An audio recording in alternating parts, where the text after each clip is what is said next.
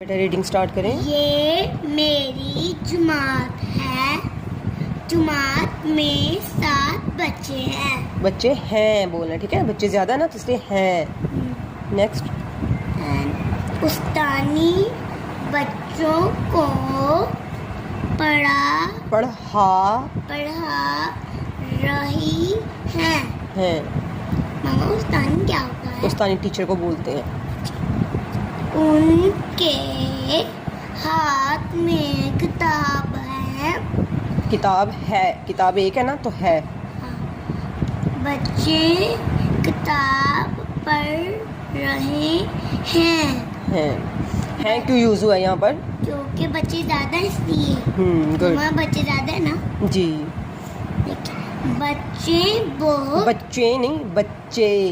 ये बढ़िया ना तो ए आवाज आनी चाहिए, ठीक है। बच्चे बहुत खुश हैं। Very good.